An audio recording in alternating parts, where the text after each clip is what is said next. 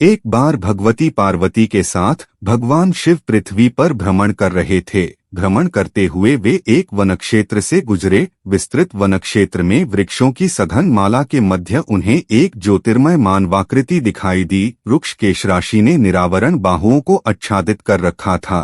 अस्पष्ट आलोक में भी तपस्वी की उज्ज्वल छवि दर्शनीय थी। जगत जननी पार्वती ने मुग्ध भाव से कहा, इतने विस्तृत साम्राज्य का अधिपति, इतने विशाल वैभव और ऐश्वर्य का स्वामी तथा त्याग की ऐसी अपूर्व निस्पृह भावना, धन्य है भर्तृहरि।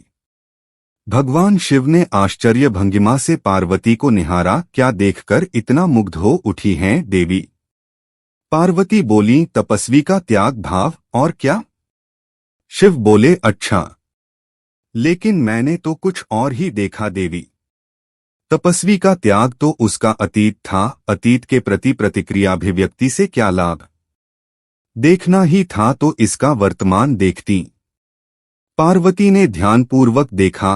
तपस्वी के निकट 3 वस्तुएं रखी थीं। 3 भौतिक वस्तुएं, संग्रह का मोह दर्शाती वस्तुएं, एक पंखा, एक जलपात्र और एक शीश आलंबक तकिया। वस्तुओं को देखकर पार्वती ने खेद भरे स्वर में कहा, प्रभु, निश्चय ही मैंने प्रतिक्रियाभिव्यक्ति में शीघ्रता कर दी।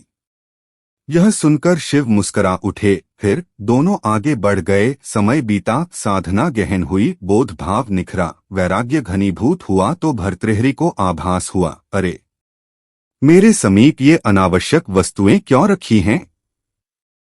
प्रकृति प्रदत्त समीर जब स्वयं ही इस देह को उपकृत कर देता है तो इस पंखे का क्या प्रयोजन? जल अंजलि में भरकर भी पिया जा सकता है और इस शीश को आलंबन देने हेतु क्या बाहुओं का उपयोग नहीं किया जा सकता? तपस्वी ने तत्काल तीनों वस्तुएं दूर हटा दी, पुनः साधना में लीन हो गए। कुछ समय बाद शिव और पार्वती पुनः भ्रमण करते हुए वहां पहुंचे। देवी पार्वती ने तपस्वी को देखा। भौतिक साधनों को अनुपस्थिति पाकर वे प्रसन्न हो उठीं। उत्साहित होकर उन्होंने शिव को देखा, लेकिन उनके मुख पर वैसी ही पूर्ववत तटस्थता छाई थी। उन्होंने दृष्टि संकेत दिया। पार्वती की दृष्टि तपस्वी की ओर मुड़ गई। उन्होंने देखा, भर्तृहरि उठे।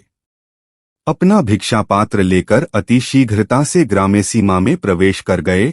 शिव ने पार्वती से कहा, देवी, साधक के हाथ में भिक्षा पात्र क्षुधापूर्ति हेतु ग्राम्य जीवन के निकट निवास और एकांत से भय, यह वैराग्य की परिपक्वता दर्शाता है। इसे परिपक्व होने में समय लगेगा। हमें अभी प्रस्थान करना चाहिए। समय व्यतीत हुआ। बोध भावनादि साधना कुछ अधिक प्रखर हुई तो भर्तृहरि ने विचार किया, सन्यासी होकर भिक्षाटन में बहुमूल्य समय का दुरुपयोग करना और ग्राम्य कोलाहल के निकट निवास करना सर्वथा अनुचित है। भर्तृहरि ने निर्जन श्मशान को अपना आवास बना लिया, भिक्षार्थ भ्रमण बंद कर दिया और जनकल्याणार्थ वैराग्यष्टक की रचना में लीन हो गए। उनकी तल्लीनता दैहिक आवश्यकताओं से ऊपर उठने लगी। रात्रि से दिवस, दिवस से रात्रि वे निरंतर साहित्य सृजन ले लीन रहने लगे। कोई स्वयं आकर कुछ दे जाता तो ठीक, अन्यथा निराहार ही सृजन में लगे रहते। एक बार निराहार रहते हुए कई दिन बीत गए। अन्नाभाव से शरीर बल क्षीण होने लगा, दुर्बलता असहनीय होने लगी। फिर भी वे आत्मिक जिजीविषा के बल पर निरंतर रचना कार्य करते रहे। लेकिन जब क्षीणता में मृत्युबोध होने लगा तो उन्हें भोजनार्थ उद्यम उचित लगा। वैराग्य शतक के जनहिताय सृजन कर्म को वे अपूर्ण नहीं रहने देना चाहते थे। अत वे किसी तरह आगे बढ़े। पास ही कई चिताएं धू-धू करती हुई आकाश को छू रही थीं। उन्होंने देखा कि चिताओं के निकट पिंडदान के रूप में आटे की 2 लोइयां रखी हैं तथा एक भग्न पात्र में जल भी है। भर्तृहरि आटे की लोइयां जलनी चिता पर सेंकने लगे। यह देख भगवती पार्वती विह्वल हो उठीं और बोली, देखिए तो ऐश्वर्यशाली नृप को, जिसके राज्य की श्री समृद्धि में काग भी स्वर्ण चुग सकते थे, वे किस निस्पृहता के साथ सत्कार्य समर्पित इस जीवन की रक्षा हेतु पिंडदान की लोइयां सेंक रहा है। आह, मर्मभेदी है यह क्षण। कहिए महेश्वर, क्या अब भी आप तटस्थ रहेंगे? शिव हंसकर बोले, देवी, प्रश्न मेरी प्रसन्नता या तटस्थता का नहीं है। प्रश्न तो साधना की सत्यता का है। यदि साधक पवित्र है तो भला साधक को शिव क्यों न मिलेगा? पार्वती उसी व्यथित स्वर में बोली, इस दृश्य से सत्य और सुंदर कुछ और हो सकता है क्या? आश्चर्य है। सहज ही मुग्ध हो उठने वाला आपका भोला हृदय इस बार यूं निर्विकार क्यों बना हुआ है? देवी, व्यथित न हो, आप स्वयं चलकर साधक की साधना का मूल्यांकन करें और तब निर्णय ले तो अधिक श्रेयस्कर होगा। भगवान शिव और भगवती पार्वती ने कृशकाय और दीन ब्राह्मण युगल का वेश धारण कर लिया और भर्तृहरि के सम्मुख पहुँचे। भर्तृहरि आहार ग्रहण करने को उद्यत हुए ही थे कि अतिथि युगल को सम्मुख पाकर रुक गए। उन्होंने क्षीण वाणी में कहा, अतिथि युगल, कृपया आहार ग्रहण कर मुझे उपकृत करें। शिव बोले, साधक, आहार देखकर बुभुक्षा तो जागृत हुई थी, लेकिन हम कोई और मार्ग खोज लेंगे। क्यों विप्रवर? कोई और मार्ग क्यों? क्योंकि इस आहार की आवश्यकता हमसे अधिक आपको है।